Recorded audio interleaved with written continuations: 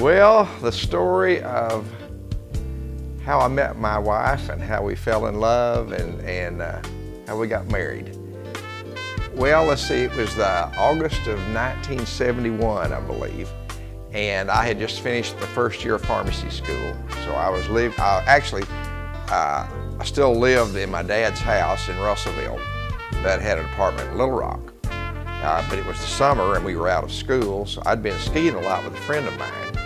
And it turned out he was dating a girl, and I invited him and the girl to a party at Little Rock that we were having. Didn't know much about the party, but anyway, we decided to go. He had an old car that we drove around in, and so we went to pick his girlfriend up, and it turned out she had a roommate. I don't know where to start.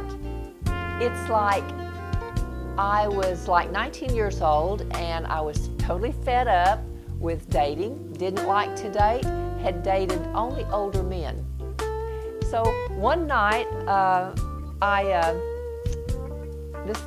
my roommate was going out for a date, and so this guy came in to get her. And when he came in, he brought another young man with him. And I didn't have a date, at least I didn't think I had a date. So, that's another story actually. But I asked the girl if she'd like to go with us. So she kind of looked at me a little funny, and then she's, well, I don't have anything else to do. I didn't know until later that she actually called a girl that she worked with and told her that if she didn't make it home the next day to call the police. Because you see, the thing was, I was not what she was used to dating. Well, he was a funny looking man. He had his hair was flipping up and his pants were too tight, and I was used to dating guys that had business suits and took me to really nice places. I was a college student, well, in pharmacy school, but I looked like a hippie, had long hair, you can't tell it now.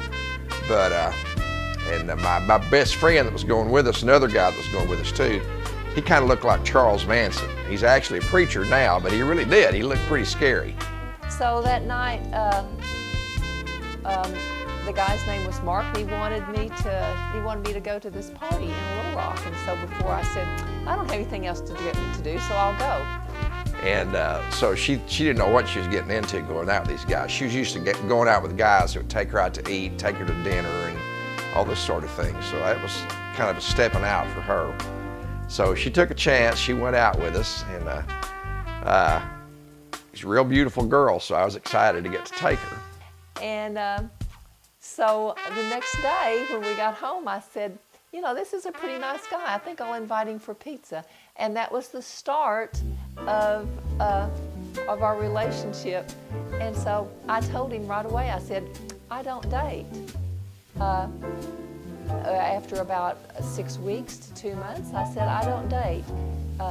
You either marry me or there's the door.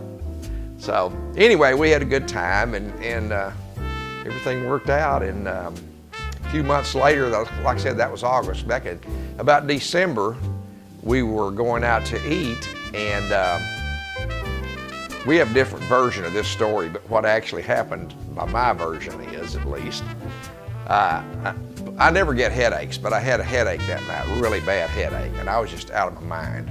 And so we went to Little Rock one night, and he was sick, and I thought we're just going to walk around the mall because he had a really bad headache, and we walked by a jewelry store. We went to the mall anyway, started walking around, and we're looking at the display in the window in the mall at a jewelry store, and they had a pretty ring in there, and my future wife said, isn't that a pretty ring? And I said, yeah, that's pretty. And she said, well, I sure would like to have that. I said, oh, okay, well, just go ahead and get it. And he said, do you want to go in and look? And I said, oh, well, all right. And he said, choose a wedding ring. And that's how he asked me to marry him 43 years ago. Anyway, we got married, and all these years later now, we're still happily married.